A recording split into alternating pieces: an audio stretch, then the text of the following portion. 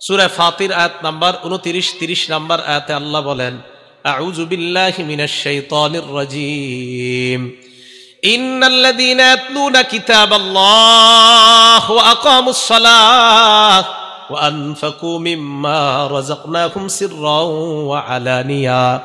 নিশ্চয়ই যারা আল্লাহর কোরআন তেলাওয়াত করে, 2 নাম্বার ওয়া আকামুস সালাহ, নামাজ কায়েম করে, 3 নাম্বার ওয়া আনফাকু মিম্মা রাযাকনাহুম সিররাও ওয়া আলানিয়া, গোপনে প্রকাশ্যে আমি যাদেরকে রিজিক দান করলাম এই রিজিক থেকে যারা আল্লাহর রাস্তায় খরচ করে, ইয়ারজুনা তিজারা, তারা এমন ব্যবসার আশা করে, লান তাবুর, যেই ব্যবসায় কখনো লস নাই, যেই ব্যবসা কখনো ধ্বংস হবে না, যেই ব্যবসা লাভ আর লাভ।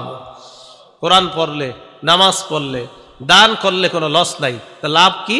ফাতিরের 30 নম্বর আয়াতে আল্লাহ বলেন, লিওয়াফিয়াহুম উজুরহুম, আল্লাহ তাদেরকে যেন তাদের পরিপূর্ণ প্রতিদান দিয়ে দেয়, ওয়ায়াজিদাহুম মিন ফাদলি, আল্লাহ যেন তাদেরকে প্রতিনিয়ত তাদেরকে অনুগ্রহ বৃদ্ধি করে দেয়। আয়াত প্রমাণ করে যেই ঘরের মধ্যে কোরআন তেলাওয়াত করা হয় ওই ঘরের মধ্যে যত সমস্যা, অভাব, অনটন আল্লাহ দূর করে দেয়। কোরআন পড়েন, সবাই কোরআন পড়েন। আগে কৃষকরাও সকালবেলা কোরআন পড়তো, সবাই কোরআন পড়তো আগে দেশ গ্রামে। 15-20 বছর আগে কোরআনের আওয়াজ ছিল। যেই মোবাইল আসলো হাতে হাতে, এখন শুধু মাসালা জিগায়, মোবাইলে পড়লে হবে কি হবে না, এটা জিগাইতে জিগাইতে আর পড়ে না। হবে, অবশ্যই হবে, মোবাইলে পড়লেও হবে, কিন্তু পড়েননি। মোবাইলে পড়লে হবে, কিন্তু পড়েন না তো। আল্লাহ আমাদেরকে কোরআন পড়ার তৌফিক দান করেন। 2 নাম্বার ফজিলত, কোরআনের সাথে যে মহব্বত লাগায়, কোরআনের সাথে যে ভালোবাসা স্থাপন করে, উনি যদি বস্তিরও হয়, 10 তলার হয়, তার দাম বেড়ে যায়। কি বললাম? বস্তির হইল দাম বেড়ে যায়। দলিল ইবনে মাজাহ হাদিসের একটা কিতাব আছে, এই কিতাবের 218 নাম্বার হাদিস, মুসলিম শরীফও আসছে হাদিসটা। হযরত ওমর ইবনুল খাত্তাব রাদিয়াল্লাহু তাআলা আন, তখন আমিরুল মুমিনিন, তিনি মক্কায় একজনকে প্রশাসনিক কাজে দায়িত্ব দিলেন। যাকে দায়িত্ব দিলেন তার নাম রাফি' ইবনু আব্দুল হারিস। শুধু রাফি' মনে রাখলে চলবে, রাফি'। বলেন কি নাম? ওনাকে মক্কার প্রশাসনিক কাজের দায়িত্ব দিলেন ওমর ইবনুল খাত্তাব।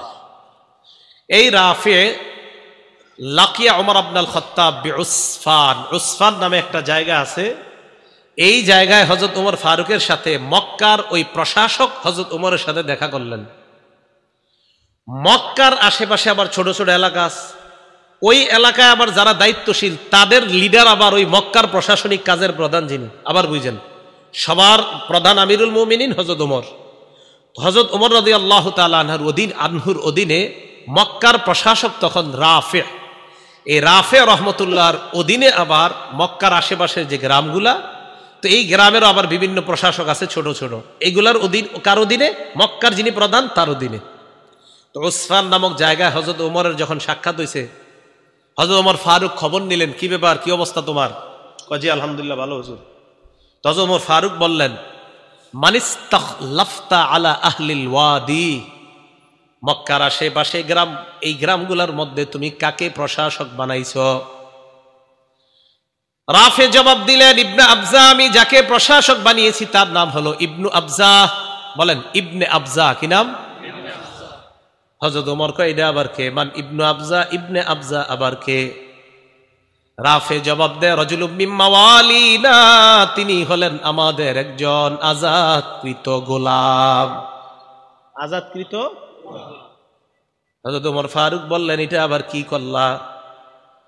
ফাস্তাখলাফতা আলা আহলিল ওয়াদি রাজুলাম মিন মাওয়ালিকুম, একজন গোলামকে তোমরা প্রশাসক বানায়া দিলা, একজন গোলামকে তুমি এত বড় দায়িত্ব দিয়ে দিলা। রাফি রহমতুল্লাহ জবাব দেয়, আমিরুল মুমিনিন তিনি যদিও গোলাম, তার মধ্যে আলাদা 3টা গুণ আছে। কয়টা? 1 নাম্বার, ইন্নাহু লাকারিউন লিকিতাবিল্লাহ, তিনি আল্লাহর কোরআনের অভিজ্ঞ ব্যক্তি। 2 নাম্বার, আলিমুন বিল ফারাইজ, ইলমুল ফারাইজের ব্যাপারে তার অনেক দক্ষতা। 3 নাম্বার, কাযিন, উনি বিচার সুন্দর করতে পারে। আমিরুল মুমিনিন, এই 3 গুণ থাকার কারণে আমি তাকে গ্রাম্য প্রশাসনিক কাজের দায়িত্বে নিয়োজিত করে দিলাম। ওমর ফারুক বলেন, আসল কথা হলো, আমা ইন্না নবিয়াকুম সাল্লাল্লাহু আলাইহি ওয়াসাল্লাম ক্বাল, নবীজি বলেছেন, ইন্নাল্লাহা ইয়ারফাউ বিহাদাল কিতাবি আকওয়ামা। কোরআন এমন এক কিতাব, এই কিতাবের সাথে যার সম্পর্ক তৈরি হয়ে যায়, গোলামও যদি কোরআনের সাথে সম্পর্ক তৈরি করে নেয়, ইয়ারফাউ বিহাদাল কিতাবি আকওয়ামা, আল্লাহ কোরআনের কারণে ওই মানুষগুলার মর্যাদা বাড়ায়া দেয়। গোলাম কোরআনের সাথে সম্পর্ক রাখছে, মর্যাদা বেড়ে গেছে। আমাদের দেশে যে ছেলেগুলো আন্তর্জাতিকভাবে নাম করতেছে, বেশিরভাগের ইতিহাস তালাশ করেন, এদের মা বাবা তো বড় লোক না, ধনী না। এই যে কয়দিন আগে যে তাকরিম ছেলেটা, ওদের বাড়ি হলো সিরাজগঞ্জ, ছিল চরে বাড়িঘর সব নিয়ে নিস আপনার ওই যে নদীর পানিতে, এরপরে নাগরপুরা এসে বাড়ি করছে টাঙ্গাইল। এই বাড়ি দেখবেন একদম কি অবস্থা বাড়ির। তো এই ছেলে কোরআনের সাথে তার সম্পর্ক লাগার কারণে সারা দুনিয়া, ও অথচ টিনের ঘরে থাকে কিন্তু ওর নাম পুরা দুনিয়া জানে। কোরআন, তাহলে কোরআন সম্মান বাড়ায় না? কোরআন সম্মান। অনেক 20 তলার মালিকরা আপনারা চিনেন না, কেউ এরকম আছে যে 10টা বাড়ির মালিক কেউ নাম জানেন না, কিন্তু এই যে টিনের ঘরের ছেলেটার নাম পুরা দুনিয়া জানে। কোরআন, কোরআনের সাথে যার সম্পর্ক লাগবে তার মর্যাদা বেড়ে যাবে। ইন্নাল্লাহা ইয়ারফাউ বিহাদাল কিতাবি আকওয়ামা, নিশ্চয় আল্লাহ পাক রব্বুল আলামিন এই কোরআনের মাধ্যমে, এই কিতাবের মাধ্যমে একদল মানুষকে মর্যাদা বাড়ায় দেয়, সম্মানিত করে দেয়। ওয়ায়াদউ বিহি আখারিন, আর এক দলকে আল্লাহ লাঞ্ছিত করে দেয়। আপনারাও দেখেন আপনাদের এলাকার এই যে ফরিদপুরের হযরত মাওলানা শেখুল হাদিস আব্দুল গাফফার সাহেবকে কে না চিনে বলেন, অথচ আপনাদের এই ফরিদপুরের অনেক ধনী মানুষকে আপনারা কেউ চিনেন না। তো বলতেছিলাম, কোরআনের সাথে যাদের সম্পর্ক লাগবে তাদের মর্যাদা বেড়ে যাবে। এগুলো 2 নাম্বার কথা। আবার কোরআনের সাথে সম্পর্ক রাখা যদি বেয়াদবি করে, তাদেরকে আল্লাহ লাঞ্ছিত করে। ওয়ায়াদউ বিহি আখারিন, অপর দলকে আল্লাহ লাঞ্ছিত করে। আল্লাহ কোরআনের সাথে মহব্বত রেখে কোরআন অনুযায়ী চলার তৌফিক দান করেন। 3 নাম্বার, কোরআনের একটা অক্ষর যদি কেউ পড়ে তার আমলনামায় 10টা সওয়াব লেখা হয়ে যায়। তিরমিজি শরীফের 2910 নাম্বার হাদিসের বর্ণনা, ক্বালা রাসূলুল্লাহ সাল্লাল্লাহু আলাইহি ওয়াসাল্লাম, আল্লাহ নবী বলেন, মান ক্বারা হারফাম মিন কিতাবিল্লাহ ফালাহু বিহি হাসানা ওয়াল হাসানাতু বিআশরি আমসালিহা। নবীজি বলেন, কোরআনের একটা অক্ষর যদি কেউ পড়ে তার আমলনামার সাথে সাথে 10টা সওয়াব লিপিবদ্ধ হয়ে যায়। পড়েন আমার সাথে, আলিফ লাম মিম। সবাই পড়ছেন না? আল্লাহ নবী বলেন, লা আকুলু আলিফ লাম মিম হারফুন, আলিফ লাম মিম পুরাটা একটা অক্ষর, এটা আমি বলি না। ওয়ালাকিন আলিফুন হারফুন, আলিফ একটা অক্ষর, লামুন হারফুন, লাম একটা অক্ষর, মিমুন হারফুন, মিম আর একটা অক্ষর। এই আলিফ লাম মিম তোমরা পড়লা, আল্লাহ নবী বলেন তোমাদের আমলনামায় 30টা সওয়াব লিপিবদ্ধ হয়ে গিয়েছে। 4 নাম্বার, কোরআন যে পড়ায় আর যে পড়ে তাদেরকে নবী দুনিয়ার সর্বোত্তম ব্যক্তি বলছে। কোরআন যে পড়ে আর যে পড়ায় তাদেরকে দুনিয়ার সর্বোত্তম ব্যক্তি বলছে। এই তিরমিজি শরীফের আগের হাদিসটা 2909 নাম্বার হাদিস।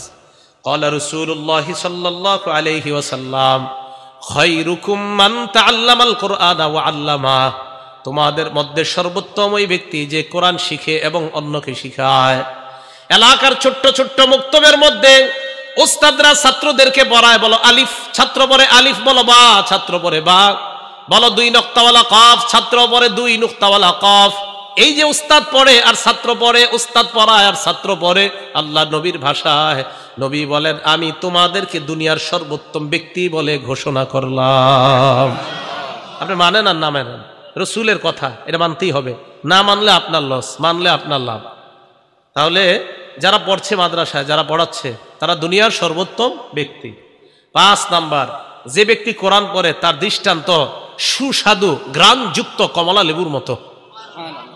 কমলা লেবু যদিও আসলে কমলা লেবু না, এটা আরবে পাওয়া যায়, ফলটা উত্রুজ্জার মতো আসছে হাদিসে।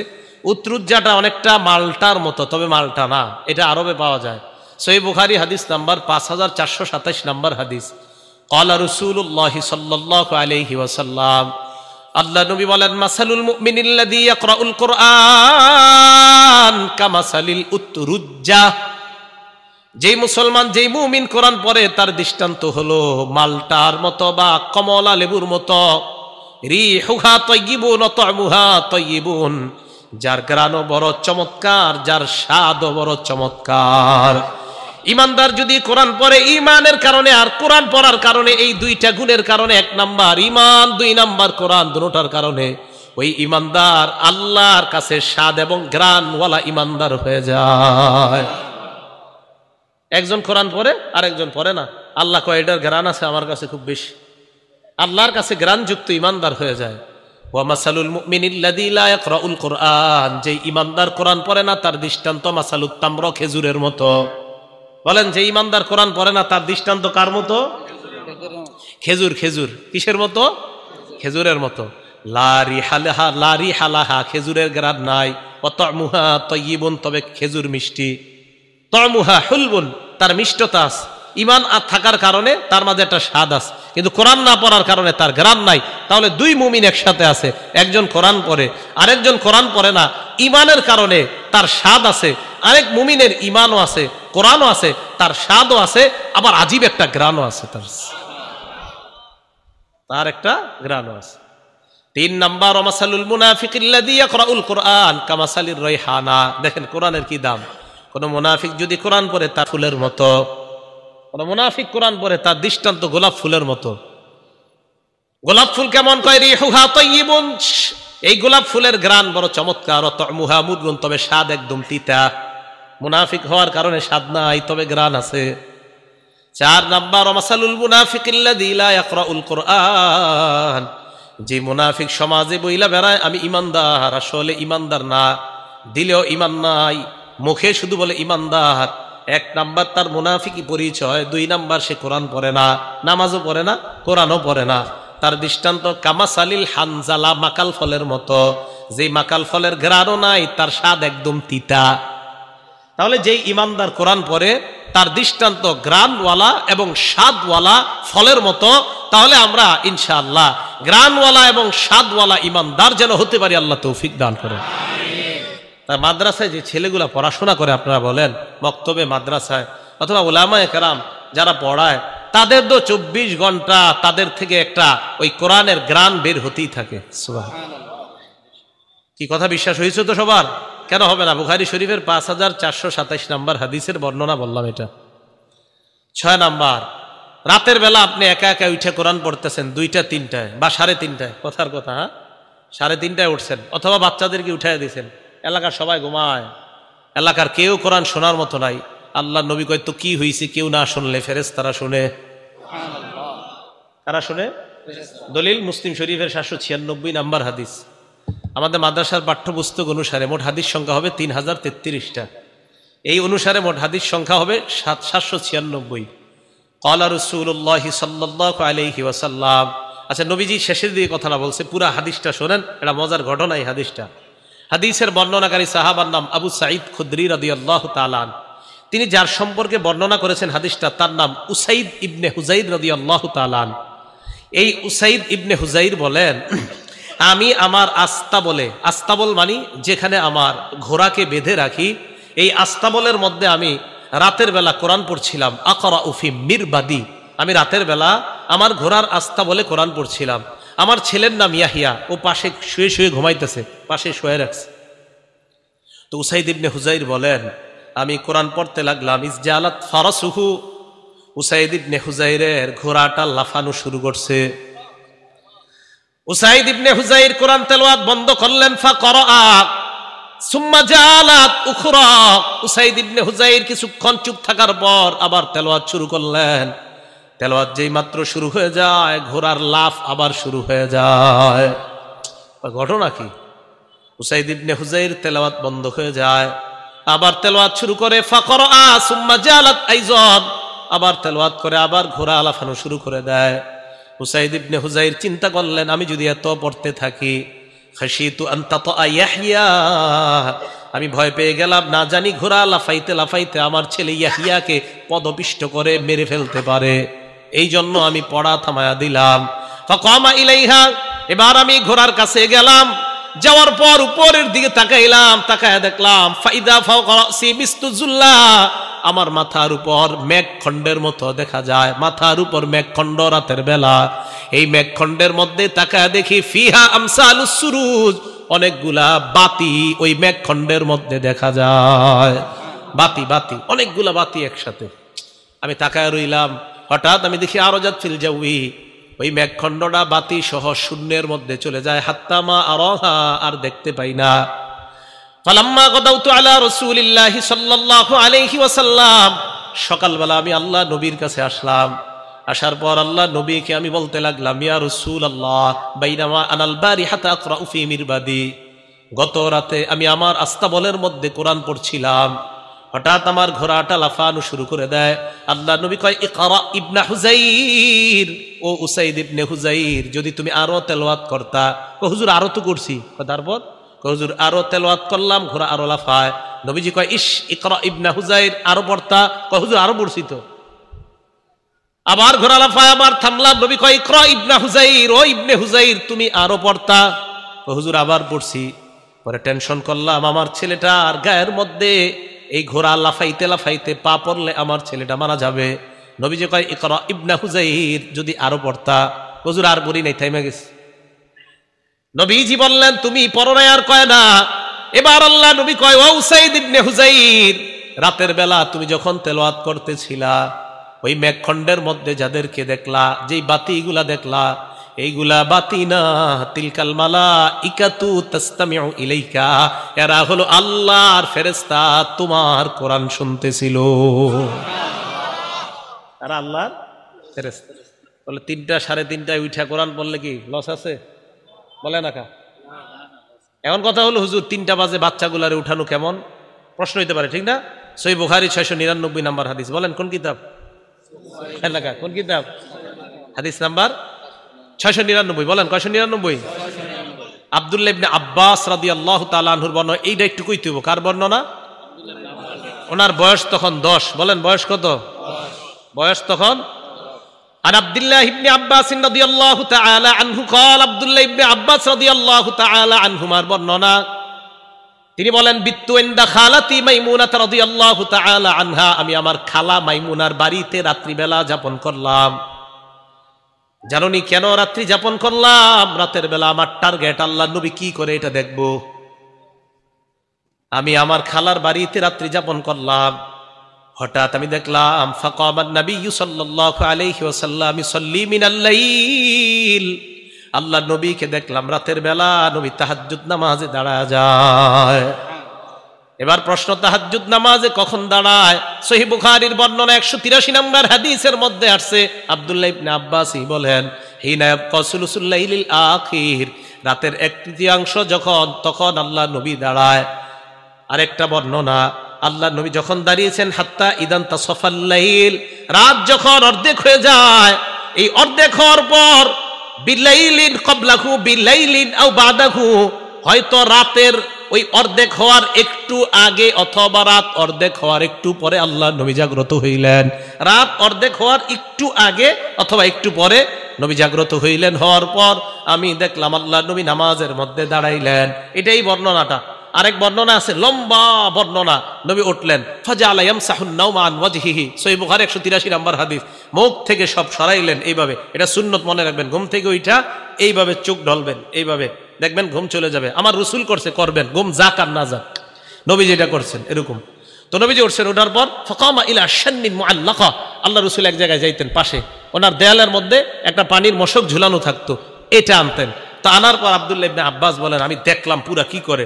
এরপর ওযু করলেন, আমিও করলাম। এরপর নামাজে দাঁড়াইলেন, আমি কুমতু আন ইয়াসারিহি, নবীজির বাম পাশে দাঁড়াইলাম। নবীজি কি করলেন? আখাযা বিরাসি, আমার মাথাটা দইরা, আকামানি আন ইয়ামিনিহি, আমার ডান পাশে দাঁড় করায় দিলেন। এখন আপনাদের প্রশ্ন, হুজুর আব্দুল্লাহ ইবনে আব্বাসের বয়স যে 10 বছর, এটা কই পাইলেন? হইতে পারে প্রশ্ন। হ্যাঁ, আব্দুল্লাহ ইবনে আব্বাসের বয়স যে 10 বছর, এটা কোথায় পেলেন? মুসনাদ আহমদ হাদিস নাম্বার 3437 নাম্বার হাদিসে আছে। আব্দুল্লাহ ইবনে আব্বাস বলেন, আমি যখন রাতের বেলা আল্লাহ রাসূলের সাথে তাহাজ্জুদ নামাজে দাঁড়াইলাম, ওয়া আনা ইয়াউমা ইযিন ইবনু 10 সিনিনা, তখন আমার বয়স 10। বয়স কত? 10। বয়স কত? 10। তো সমস্যা কোথায়? 10 বছরের বাচ্চা যদি রাতে 3টা 3:30টায় ওঠে, সমস্যা আছে? আর কেন নাই সমস্যা? ওই 3টায় উঠা ও নামাজ পড়বে, তাহাজ্জুদ পড়বে, আল্লাহর কাছে দোয়া করবে। প্রশ্ন, হুজুর কেন দোয়া করবে? সহিহ বুখারীর বর্ণনা, ইয়ানজিলু রাব্বুনা আযজা ওয়া জাল ফি কুল্লি লাইলাতিন ইলাস সামাঈদ দুনিয়া হিনা ইয়াবকা সুলুসুল লাইলিল আখির, রাতের 1/3 যখন হয়ে যায়, প্রত্যেক রাত্রে আমার রব প্রথম আসমানে আসে।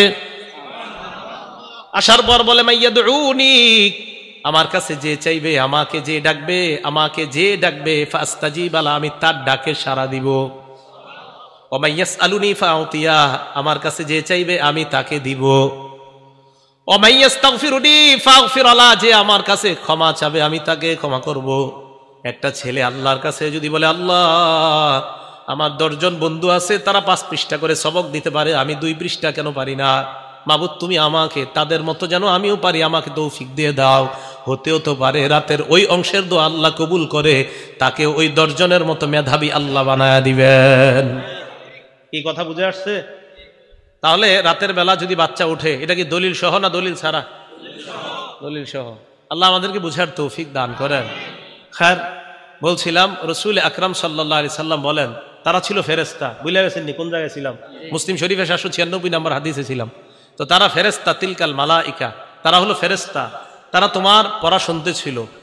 এবার আল্লাহ নবী বলেন, লাউ করাতা, তুমি যদি পড়তেই থাকতা, আসবাহাত হাত্তা ইয়ারাহান নাস মা তাস্তাতিরু ইলাইহিম, তুমি যদি সকাল পর্যন্ত পড়তা, ফজরের আজান শুইনা মুসল্লিরা যখন মসজিদে আসতো, তারা সচক্ষে ফেরেশতাদেরকে দেখতে পাইতো। তাহলে রাতের বেলা কোরআন তেলাওয়াত করা এটাও প্রমাণিত। রাতের বেলা তাহাজ্জুদ পড়া, বাচ্চা পড়বে এটাও প্রমাণিত। ওই সময় আল্লাহ দেওয়ার জন্য প্রস্তুত থাকে, তাই বাচ্চারা ওই সময় উঠা তাদেরকে এই অভ্যাস করানো যে আল্লাহর কাছে চাওয়ার অভ্যাস করো, এটাও প্রমাণিত। আর ওই সময় মানুষ যদিও কোরআন তেলাওয়াত না শোনে, ওই সময় ফেরেশতারা কোরআন তেলাওয়াত শোনে, এটাও আমরা হাদিস থেকে প্রমাণ পাইলাম। আল্লাহ আমাদের সকলকে বুঝার তৌফিক দান করেন। 7 নাম্বার কথা, কোরআনের মর্যাদা এত বেশি, 2 ব্যক্তি শহীদ হয়ে গেছে। কয়জন? 2 জন শহীদ হয়েছে। এই 2 জন শহীদ হওয়ার পর কারে কবরে রাখবে? এক কবরে রাখবে 2 জনের আর কি। উহুদের যুদ্ধে প্রায় 70 জন শহীদ হয়েছে। এই শহীদদেরকে নবীজি 2 জনের এক কাফনের কাপড়ের মধ্যে পেঁচাইতেছে। অভাব, আপনার নাই, কাফনের কাপড় নাই, টাকাও নাই, অর্থের সংকট। রাসূল আকরাম সাল্লাল্লাহু আলাইহি সাল্লাম 2 শহীদকে এক কাপড়ের মধ্যে পেঁচাইতেছে। সহিহ বুখারীর 1343 নম্বর হাদিস, 1343 1343। এই হাদিসে আসছে, কানান নবী সাল্লাল্লাহু আলাইহি ওয়াসাল্লাম ইয়াজমাউ বাইনার রাজুলাইনি মিন কতলা উহুদিন ফি সাওবিন ওয়াহিদ। উহুদের যুদ্ধে যারা শহীদ হয়েছে তাদের মধ্যে 2 ব্যক্তিকে আল্লাহ রাসূল এক কাপড়ের মধ্যে পেঁচাইলেন। পেঁচানোর পর আল্লাহ নবী প্রশ্ন করতেন, আইয়ুহুম আকসারু আখজান লিল কুরআন, এই 2 জনের মধ্যে কোরআন পারে বেশি কে? ফাইদা উশিরা ইলা আহাদিহিমা, সাহাবাদের মধ্যে যখন বলা হইতো, ইয়া রাসূলুল্লাহ এই 2 জনের মধ্যে ওমকে কোরআন বেশি পারে, আল্লাহ নবী কবরে রাখার সময় কদ্দামাহু ফিল লাহদি, ওই কোরআনওয়ালা শহীদকে আল্লাহ নবী প্রাধান্য দিয়ে কবরের মধ্যে রাখতেন। তাহলে কি বোঝা যায় বলেন? কোরআনওয়ালার মর্যাদা মরার আগে না মরার পরেও? বুঝেন নাই? কোরআনওয়ালার মর্যাদা মরার আগে না পরেও? কোরআনওয়ালার মর্যাদা শহীদ হওয়ার আগে না শহীদ হওয়ার পরেও? আল্লাহ বুঝার তৌফিক দান করেন।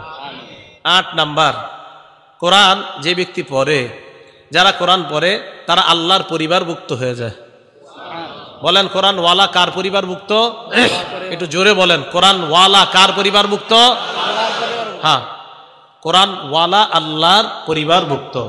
দলিল ইবনে মাজাহ কিতাবের নাম, হাদিস নাম্বার 215 নাম্বার হাদিস। ক্বালা রাসূলুল্লাহ সাল্লাল্লাহু আলাইহি ওয়াসাল্লাম, আল্লাহ নবী বলেন, ইন্না লিল্লাহি আহলিনা মিনান নাস, মানুষের মধ্যে কিছু মানুষ আছে যারা আল্লাহর পরিবারের সদস্য।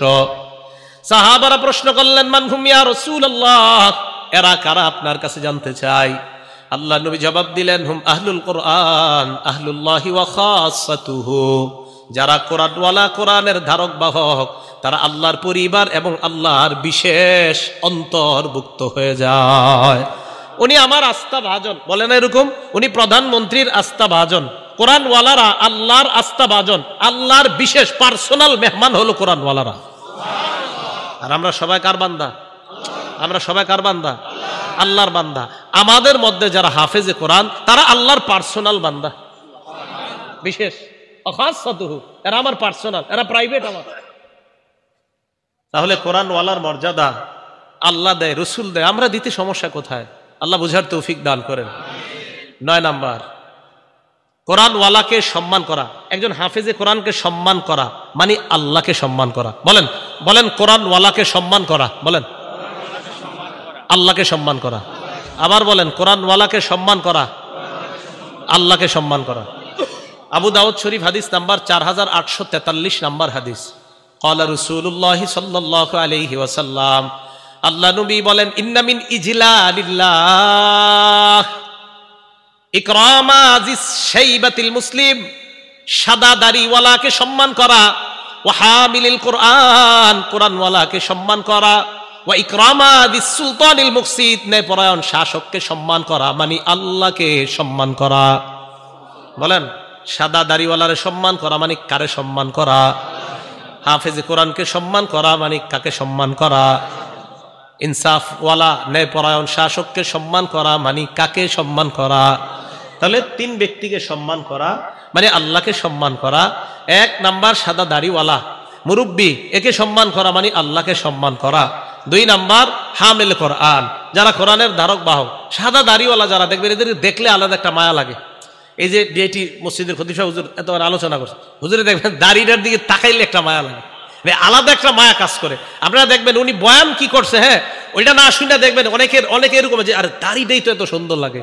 আমি অনেক সময় বলি আল্লাহওয়ালাদের মজলিসে যাওয়ার জন্য, শুধু এই কারণে আমি বলি যে আল্লাহওয়ালাদের মজলিসে যাবেন। হুজুর অনেক সময় যায়া যদি সামনাসামনি না বইতে পারি কথা বুঝি না। আমি কেন, অনেক সময় অনেক জায়গার মাইকের সমস্যা থাকার কারণে ৩-৪ তালা মসজিদে কথা বোঝা যায় না। আমি কই চেষ্টা করবেন আল্লাহওয়ালাদের মজলিসে গিয়া কি বলে ওইটা জানা দরকার নাই, খালি তাকায় থাকবেন, কতক্ষণ শুধু তাকায় থাকবেন, এইভাবে দেখতে থাকবেন। এই সাদা দাড়িওয়ালা আল্লাহওয়ালাদের দিকে শুধু তাকায় থাকবেন। এই যে তাকায় থাকবেন দেখবেন ভিতরে পরিবর্তন শুরু হয়ে গেছে। এটা আল্লাহওয়ালাদের একটা আজীব আল্লাহর সাথে সম্পর্ক। তো সাদা দাড়িওয়ালাদেরকে দেখলে দেখবেন অটোমেটিক অন্তর একটা শ্রদ্ধা তৈরি হয়ে যায়। রাসূল আকরাম সাল্লাল্লাহু আলাইহি সাল্লাম বললেন, সাদা দাড়িওয়ালাকে সম্মান করা, কোরআনওয়ালাকে সম্মান করা, আর ইনসাফগার ন্যায়পরায়ণ শাসককে সম্মান করা, মানে কাকে সম্মান করা? তাহলে আমরা কোরআনওয়ালাকে সম্মান করবো তো ইনশাআল্লাহ। আল্লাহ তৌফিক দান করেন। 10 নাম্বার, এক সাহাবার বিয়া করার টাকা নাই। কি করার টাকা নাই? বিয়া করার টাকা নাই, মোহরানা দেওয়ার মতো টাকা নাই। নবীজি শুধু কোরআন থাকার কারণে এটাই মোহরানা ধরে বিয়ে দিয়ে দিস। সহিহ বুখারী হাদিস নাম্বার 5030 নাম্বার হাদিস। আপনারা মনে করছেন এটা কি কোনো গল্প টল্প হইতে পারে যে এরকম বিয়ার কাহিনী? এটা বুখারী শরীফে আছে, 5030 নাম্বার হাদিস। নবীজির কাছে এক মহিলা আসছে, আসার পর কয়, ইয়া রাসূলুল্লাহ ইন্নী ওয়াহাবতু লাকা নাফসি, হুজুর আমি আমারে আপনার কাছে দান করে দিলাম। আমাদের আয়েশা সিদ্দিকা এগুলা যখন দেখতো, কোনো মহিলা এসে বলতো, হুজুর আমি নিজেরে আপনার কাছে দান করে দিছি, বলতো আচ্ছা মহিলাদের শরম করে না আপনার এগুলা কয় আয়েশা? আমার এরকম বলতেন। আচ্ছা যাই হোক, এক মহিলা এসে কয়, হুজুর আর এটা আল্লাহর ফায়সালা, আল্লাহ তাআলা আমাদের নবীজির ব্যাপারে ফায়সালা করেছিলেন, কোন নারী যদি আপনাকে নিজের দান করে দেয় আপনি অধিকার রাখেন এই নারীর ব্যাপারে, এটা আল্লাহ তাআলা ফায়সালা করছে। তো যাই হোক, এক মহিলা এসে বলতেছে, হুজুর আমি নিজেকে আপনার জন্য দান করে দিলাম। নবী সাল্লাল্লাহু আলাইহি সাল্লাম মহিলার কথা শুনে নিচের দিকে মাথা দিলেন। এক সাহাবা দাঁড়ায় কয়, হুজুর ইনলাম ইয়াকুন লাকা ফিহা হাজা, হুজুর মহিলা আপনারা যা বলছে, আপনার যদি এখানে কোনো আগ্রহ না থাকে, হুজুর জাউযিনিহা, এই মহিলাটারে আমার সাথে বিয়ে দিয়ে দেন। নবী সাল্লাল্লাহু আলাইহি সাল্লাম কয়, তোমার সাথে বিয়ে দিয়ে দিব? কয় জি হুজুর। মাজা ইনদাকা, কি আছে তোমার, টাকা পয়সা আসেনি? লা ইয়া রাসূলুল্লাহ, আল্লাহর কসম হুজুর কিছু নাই। নবীজি বললেন, ইযহাব ইলা আহলিকা ফানজুর, বাসা যাও, দেখো তোমার হাল ইনদাকা মিন শাইইন, কিছু আছে কিনা দেখো, তালাশ করে। ওয়ালাউ খাতিমাম মিন হাদিদ, লোহার একটা আংটিও যদি হয় তালাশ করে পাইলে আমার কাছে নিয়ে আসো। সাহাবা আয়েশা কয়, হুজুর লোহার আংটিও নাই, আমার কাছে সবচেয়ে মূল্যবান দামি জিনিস হলো আমার এই লুঙ্গিটা। কথাগুলা শুধু শুধু শুনতেছেন এই নিয়তে শুনে না, মাঝে মাঝে একটু ভাইবেনও। এক সাহাবা নবীজির কয়, হুজুর লুঙ্গিটা ছাড়া কিছু নাই। তাদের দিলগুলা কত সাফ ছিল, ঠিক না? কত সাফ দিলওয়ালা মানুষ ছিলেন তারা। হুজুর এই লুঙ্গিটা ছাড়া আর কিছু নেই। নবী সাল্লাল্লাহু আলাইহি সাল্লাম কয়, লুঙ্গিটা এত সাফ ছিল। একটা হাদিস মনে পড়ে গেছে, শোনাই দিই। তিরমিজি শরীফের 3375 নাম্বার হাদিস। এক সাহাবা নবীজির কাছে আসছে, আসার পর কয়, ইয়া রাসূলুল্লাহ ইন্না শারা'i আল ইসলাম কদ কাসুরাত আলাইয়া, হুজুর ইসলামের এত বিধিবিধান আমি মুখস্থ রাখতে পারি না। কত সহজ সরল দেখেন। নবীজি কয়, তো কি করবো এখন কও? হুজুর আখবিরনি বিআমালিন, এমন একটা আমল আমার সংক্ষেপে শিখাইয়া দেন, আতাশাব্বাসু বিহি, আমি যেটা সবসময় আমল করতে পারি, যেহেতু সব মনে রাখতে পারি না, সংক্ষেপে একটা শিখাইয়া দেন যেটা আমলও করতে পারি, মনেও রাখতে পারি, আর মরলে যেন হুজুর তাড়াতাড়ি জান্নাতে যেতে পারি। নবী সাল্লাল্লাহু আলাইহি সাল্লাম কয় লা ইয়াজালু লিসানুকা রতবাম মিন যিকরিল্লাহ, তোমার এই জিহ্বাটা সর্বদা যেন আল্লাহর জিকিরে তরু তাজা হয়ে যায়। জিহ্বাটা সর্বদা আল্লাহর জিকির দ্বারা ভিজিয়ে রাখবা, আল্লাহর জিকির দ্বারা সিক্ত রাখবা, মরবা আর আল্লাহর জান্নাতে প্রবেশ করবা। খুব সহজ সরল ছিলেন সাহাবায়ে কেরাম। যাক, বলতেছিলাম তোকে হুজুর লুঙ্গিটা ছাড়া আমার কিছু নাই। আল্লাহ নবী কয়, আরে মিয়া, তোমার এই লুঙ্গি যদি মোহর দাও, এটা কাইটা যদি অর্ধেক দাও, অর্ধেক দিয়ে তো কষ্ট হবে তোমার পড়তে, আর অর্ধেক যদি তোমার বউরে দাও, না যাও, বিয়া হবে না। কথা কিন্তু শেষ। নবীজি ডাক দিলেন, এই শোনো শোনো শোনো, হাল মা কামিনাল কোরআন, বিমাজা মা কামিনাল কোরআন, অথবা মা কামিনাল কোরআন, কোরআনের কিছু পারোনি তুমি? সাহাবা কয়, হুজুর জি, সূরাতুন কাজা ওয়া কাজা, ওই সূরাটা আমার মুখস্থ আছে। আল্লাহ রাসূল কয়, মাল্লাকতুকা হা বিমা মা কামিনাল কোরআন, শুধু কোরআনের কয়েকটা সূরা মুখস্থ পারো, এটাই মোহরানা ধরে তুমি এই মেয়েটাকে শিখাইয়া দিবা, বাস এটাই মোহরানা, মেয়েটাকে তোমার সাথে আমি বিয়ে দিয়ে দিলাম। কোরআনের দাম আছে। আল্লাহ বুঝার তৌফিক দান করেন। 11 নাম্বার কথা, কিয়ামতের ময়দানে কোরআনওয়ালাকে বলা হবে, পড়ো আর উপরে ওঠো, পড়ো আর উপরে ওঠো, পড়ো উপরে ওঠো, পড়ো উপরে ওঠো। যখন শেষ করবা পড়া, ওখানে গিয়ে তোমার স্টেজ শেষ হবে। আবু দাউদ শরীফ 1464 নাম্বার হাদিস। ক্বালা রাসূলুল্লাহি সাল্লাল্লাহু আলাইহি ওয়াসাল্লাম, আল্লাহ নবী বলেন, ইউকালু লিসাহিবিল কোরআন, কোরআনওয়ালাকে বলা হবে, করা ওয়ারতাকি, পড়তে রাহো আর চড়তে রাহো, পড়ো আর চড়ো, পড়ো আর চড়ো, পড়ো আর ওঠো, পড়ো আর ওঠো, পড়তে থাকো এবং উঠতে থাকো। ওয়ারাত্তিল কামা কুনতা তুরাত্তিলু ফিদ দুনিয়া, ধীরস্থির ভাবে পড়ো, যেমন দুনিয়াতে ধীরস্থির ভাবে পড়তা, ধীরস্থির ভাবে পড়ো। হাফেজ সাহেব যারা আছেন, তারাবিতে ধীরস্থিরতার সাথে পড়বেন ইনশাআল্লাহ। হাফেজে কোরআন কারা কারা ছাত্র আছেন এই জায়গায়? হাফেজে কোরআন, হ্যাঁ ইনশাআল্লাহ। আমি খুব ধীরস্থিরতার সাথে পড়ি, পড়বেন তো ইনশাআল্লাহ? আমরা তারাবির সালাতে ইনশাআল্লাহ ধীরস্থিরতার সাথে আমরা কোরআন পড়বো। রাসূল আকরাম সাল্লাল্লাহু আলাইহি সাল্লাম বলেন, ধীরস্থির ভাবে কোরআন পড়বা, যেমন তুমি ধীরস্থিরতার সাথে দুনিয়াতে কোরআন পড়তা। ফাইন্না মানজিলাকা ইনদা আখিরি আয়াতিন তাকরাউহা, তোমার শেষ সীমানা হলো তুমি যেই জায়গায় শেষ আয়াতটা পড়বা, ওই আয়াত শেষ করবা, ওটাই হবে তোমার শেষ সীমানা। হাফেজে কোরআন সূরা ফাতিহা শুরু করবে, নাসে গিয়ে যদি শেষ হয়, তার মর্যাদা হবে 6236টা। কয়টা? 6200। ওলামা ছাড়া অন্যরা বলেন 6236 না 6666 নাকি 66? বলেন আমার সাথে, বলেন 6000, বলেন 666। এটা প্রসিদ্ধ, বলেন এটা প্রসিদ্ধ। 6236, এটা বিশুদ্ধ। বলে একটা প্রসিদ্ধ আর একটা বিশুদ্ধ। প্রসিদ্ধটা উচিত মানা না বিশুদ্ধটা? আল্লাহ বুঝার তৌফিক দান করেন। তাহলে 6666 প্রসিদ্ধ, 6236 বিশুদ্ধ। আজকে বাসায় গিয়ে গণেন, গণলে 6236টা হবে। তো ঠিক আছে, হাফেজে কোরআন পড়তে পড়তে যখন শেষ আয়াত পড়বে, ওটাই হবে তার শেষ সীমানা, ওই মর্যাদায় আল্লাহ তাকে অধিষ্ঠিত করবেন। 12 নাম্বার, হাফেজে কোরআনকে কিয়ামতের ময়দানে কোরআন গিয়ে বলবে, এই আমার চিনো চিনো? তো হাফেজে কোরআন বলবে, না মা আরিফুকে আমি চিনি না তোমার। আরে আমার চিনো না? না চিনি না। মুসনাদে আহমদ 22950 নাম্বার হাদিস। এই কোরআন গিয়ে হাফেজে কোরআন বলবে, হাল তারিফুনি, আমার চিনো? তো বলবে, না মা আরিফুকে আমি চিনি না। কোরআন বলবে, আনা সাহিবুকাল কোরআন, আমি হলাম তোমার দুনিয়ার সাথী কোরআন।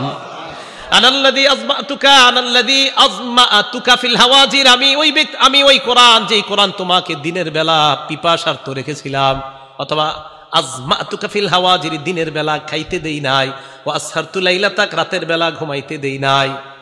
এরপর এই কথা বলার পর, ইউতাল মুলকা বিয়ামিনিহি, ওই হাফেজে কোরআনের ডান হাতে জান্নাতের মালিকানা দিয়ে দেওয়া হবে। ওয়াল খুলদা বিয়াসিরি, অথবা বিশিমালিহি, বাম হাতের মধ্যে জান্নাতে থাকার সর্বদা যেন থাকতে পারে। প্রথমে মালিকানা, এরপর হলো রেজিস্টার, প্রথমে মালিকানা, সেল পারমিশন, প্রথমে মালিকানা। আপনারা জায়গা জমিন কিনলে সেল পারমিশন, এরপরে আপনারা যান, টিন লাগে, টিন লাগার পর রেজিস্ট্রেশন করতে হয়। হাফেজে কোরআনের ডান হাতে মালিকানা দেওয়ার পর, ওয়াল খুলদা বিশিমালিহি, বাম হাতে জান্নাতে চিরস্থায়ীভাবে থাকার সার্টিফিকেট দেওয়া হবে। ওয়ায়ুদাউ আলা রাসিহি তাজুল ওয়াকার, তার মাথার মধ্যে সম্মানের মুকুট পরিয়ে দেওয়া হবে। দুনিয়ার মধ্যে যদি কোনো হাফেজে কোরআনের কোনো দাম নাও থাকে, আখেরাতে কিন্তু তার মাথায় সম্মানের মুকুট। মানে আমাদের চোখে যদিও মনে হয় যে হাফেজে কোরআনের দাম নাই। আচ্ছা আপনারা বলেন তো, বাংলাদেশের নামটা সারা পৃথিবীতে সবচেয়ে উজ্জ্বল করছে কারা? এই কথাটা, এটা আপনি মানেন বা না মানেন, এটাই সত্যি কথা। তাহলে কি বোঝা গেল? তো এই ব্যক্তিকে দেওয়ার পর এটা তো হইল ওয়ায়ুকসা ওয়ালিদাহু হুল্লাতাইন, তার মা বাবা তাদেরকে এমন 2 জোড়া পোশাক পরায় দেওয়া হবে, লা ইউকাউইমু লাহুমা আহলুদ দুনিয়া, দুনিয়ার সবাই মিলেও এই 2 জোড়া পোশাকের মূল্য দিতে পারবে না। আর মা বাবা তো গরিব, একটা কথার কথা, বড় লোক হইলেও হবে, গরিব হইলেও তো একটা কথার কথা। আমার মানে মনে হয় এই জায়গাটা বড়লোক মানুষ উনি হইলে তো না, উনি বুঝতে পারবে যে আমারে আল্লাহ তাআলা এত সম্মান দিলেন। তো গরিব যদি হয় এও তো আজীব হয়ে যাবে, বিমা খুশি না হাজিহি। আরে আমগরে এইগুলা পড়ানো হয়েছে কেন? জবাব দেওয়া হবে, লিয়াখজি ওয়ালাদিকুমাল কোরআন, তোমাদের সন্তান কোরআন ধারণ করছে, এই কারণে আল্লাহর পক্ষ থেকে তোমাদেরকে এই সম্মান দেওয়া হলো। তাহলে কোরআন যিনি গ্রহণ করে তার মর্যাদা আছে শুধু না, তার মা বাবারও মর্যাদা আছে। প্রত্যেক ঘরে ঘরে অন্তত একজন সন্তান হাফেজে কোরআন বানান, আল্লাহ তৌফিক দান করেন। এই গেল আপনার 12 নাম্বার কথা। 13 নাম্বার কথা, কোরআন কিয়ামতের ময়দানে কোরআন ওয়ালার জন্য সুপারিশ করবে। সহিহ ইবনে হিব্বান 124 নাম্বার হাদিস, ক্বালা রাসূলুল্লাহ সাল্লাল্লাহু আলাইহি ওয়াসাল্লাম, আল্লাহ নবী বলেন, আল কোরআনু শাফিউন মুশাফফা, কোরআন এমন সুপারিশকারী যার সুপারিশ গ্রহণ করা হবে। মান জালাহু আমামা, কোরআন যে সামনে রাখবে মানে কোরআন অনুযায়ী আমল করবে, কদাহু ইলাল জান্নাহ, কোরআন তাকে টানতে টানতে জান্নাতের দিকে নিয়ে যাবে। ওমান জালাহু খালফা যহরিহি, কোরআন যে পিছনে রাখবে, কদাহু ইলান নার, কোরআন তাকে জাহান্নামে নিয়ে যাবে। বলেন নাউজুবিল্লাহ। এখন যেন জাহান্নামে যাইতে না হয়, তাই হাফেজে কোরআন যারা আছেন, অথবা যারা 10টা সূরা মুখস্থ করছেন, অথবা যারা 20টা মুখস্থ করছেন, আপনারাও ভালো করে শোনেন কিন্তু কি করণীয় আমাদের। এখন মনে রাখবেন, আমরা যারা কোরআন তেলাওয়াত করব, এই কোরআন তেলাওয়াত করার সময় সাধারণত আমরা বিশেষভাবে 6টা বিষয় মাথায় রাখবো। বলেন কয়টা? 6টা বিষয় আমরা মাথায় রাখবো। 1 নাম্বার, আমরা যখন কোরআন তেলাওয়াত করব তখন আমাদের মাথায় যে বিষয়টা রাখবো সেটা হলো কোরআন নিয়ে গবেষণা করা। বলেন কোরআন নিয়ে কি করা? গবেষণা করা। এখন কথা হলো, আমাদের মাদ্রাসার ছাত্ররা কি করবে? ওদেরকে দেখেন প্রথম 3 বছর আরবি সাহিত্যে পারদর্শী করা হয়, এরপরে আরো 2 বছর আরবি সাহিত্যের কিতাব পড়ানো হয়। কাফিয়া আছে ওই জামাতগুলোতে গিয়ে এরপর তাকে কোরআন দেওয়া হয়। কোরআন তরজমা মোটামুটি আয়ত্ত করার পর এরপর তাফসিরে জালালাইন আরবি টু আরবি তাফসির তাকে শেখানো হয়। এরপরে তাফসিরে বাইজবি, এটাও আরবি কিতাব, তাকে শেখানো হয়। এরপরে সহিহ বুখারীর মধ্যেও তাফসির অধ্যায় আছে, মুসলিম শরীফও তাফসির অধ্যায় আছে। এইভাবে তাদের হাতে কোরআনগুলা তুলে দেওয়া হয়। কারণ কোরআনের ভাষা যেহেতু ইংরেজি এবং ফার্সি, তাই আমাদের মাদ্রাসার সন্তানগুলাকে আগে আরবি ব্যাকরণ শেখানো হয়। কি কোরআনের ভাষা কি? হ্যাঁ, তো এই বিষয়টা বুঝেন না কেন?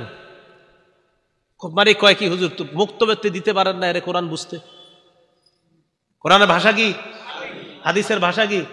তাই তাকে আগে 3 বছর আরবি সাহিত্যের উপর পারদর্শী করানো হয়, এরপর 2 বছর আরবি সাহিত্যের কিতাব পড়ানো হয়। এরপরে মোটামুটি আরবি রপ্ত হইলে তখন তাকে কোরআনের অনুবাদ পড়তে দেওয়া হয়। এরপরে আরবি টু আরবি অনুবাদ তাফসিরে জালালাইন ওইটা পড়তে দেওয়া হয়। কি কথা বুঝে আসছে সবার? এখন আসেন তো, কোরআন পড়ার সময় 1 নাম্বার কোরআনের আয়াত নিয়ে চিন্তা ভাবনা করা।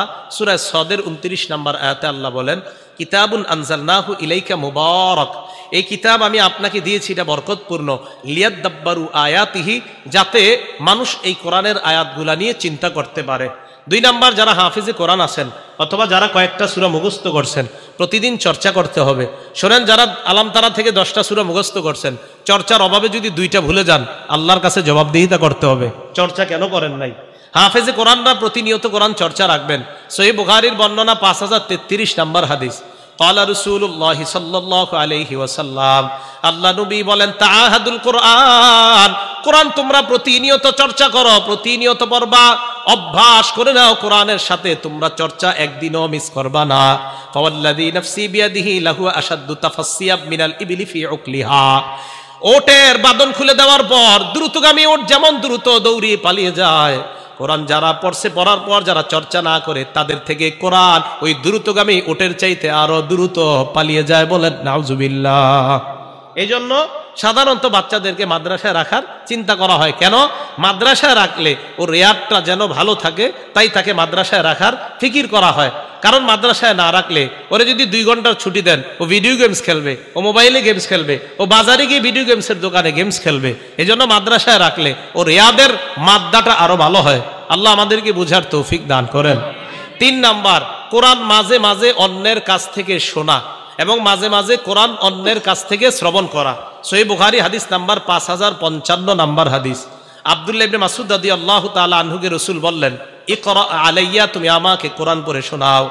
আব্দুল্লাহ ইবনে মাসউদ জবাব দিলেন, আকরাউ আলাইকা ওয়া আলাইকা উনজিলা ইয়া রাসূলুল্লাহ, আমি আপনাকে কোরআন পড়ে শোনাবো, কোরআন না আপনার উপর নাজিল হয়েছে। আল্লাহ নবী কয়, উহিব্বু আন আসমাহু মিন গায়রি, কোরআন মায়ের কাছ থেকে আমার শুনতে মনে চায়। তাহলে কোরআন মাঝে মাঝে অন্যের কাছ থেকে শোনা। 4 নাম্বার, কোরআন মাঝে মাঝে অন্যকে শোনানো। সহিহ বুখারী হাদিস নাম্বার 4964 নাম্বার হাদিস। বলেন তো, মাদ্রাসার ছাত্ররা একজন আরেকজনকে কোরআন শোনায় কিনা? আপনার বৃহস্পতিবার ওই যে সবিনা হয়, এরপরে আমুক্তা সাতসবক, এগুলো একজন আরেকজনকে শোনায়। তো কোরআন মাঝে মাঝে অন্যেরটা শোনা, মাঝে মাঝে নিজে অন্যকে শোনানো। অন্যকে শোনানোর দলিল বুখারী শরীফের 4964 নাম্বার হাদিস। দেখেন, আমি প্রত্যেকটা কথা দলিল দিয়ে এই কারণে বলতেছি, আপনার সন্তানকে মাদ্রাসায় দিয়ে আপনি ঠকেন নাই, আপনি জিতে গেছেন, এবং ঠকবেন না, আপনি জিতে যাবেন ইনশাআল্লাহ। তো 4964 নাম্বার হাদিসে আসছে, রাসূল সাল্লাল্লাহু আলাইহি সাল্লাম ওনার সাহাবা উবাই ইবনে কাবকে বলে, উবাই, ইন্নাল্লাহা আমারানি আন আকরা আলাইকা, উবাই, আল্লাহ আমাকে বলছে আমি যেন তোমারে কোরআন পড়ে শোনাই। হযরত উবাই বলে, ইয়া রাসূলুল্লাহ, আল্লাহু সাম্মানি, হুজুর আল্লাহ কি আমার নামটা নিছে? নবীজি বলে, হ্যাঁ, আল্লাহু সাম্মানি লাকা, আল্লাহু সাম্মাক আলী, আল্লাহ তোমার নামটা ধরেই বলছে তোমাকে যেন আমি কোরআন পড়া শোনাই। দেখছেন, হযরত উবাই ইবনে কাব হলো সাহাবাদের মধ্যে সবচেয়ে শ্রেষ্ঠ কারি। এই জন্য উবাই ইবনে কাবের কোরআনের সাথে এত গভীর সম্পর্কের কারণে আল্লাহ উবাই ইবনে কাবের নাম বলছেন। 5 নাম্বার, কোরআন যখন আমরা পড়বো, কোরআন পরিত্যাগ করার কখনো চিন্তা করব না। কোরআন পরিত্যাগ করলে রাসূল কিন্তু কিয়ামতের মাঠে আমাদের বিরুদ্ধে মামলা করবে। সূরা ফুরকানের 30 নম্বর আয়াতে আল্লাহ বলেন, ওয়াকালা রাসূলু ইয়া রাব্বি ইন্না কওমি ইত্তাখাযু হাযাল কুরআনা মাহজুরা, আল্লাহ বলবে, হে আমার রব, আমার সম্প্রদায় এই কোরআনকে পরিত্যাগ করেছে। তাহলে কোরআন পরিত্যাগ করার চিন্তা করা যাবে না।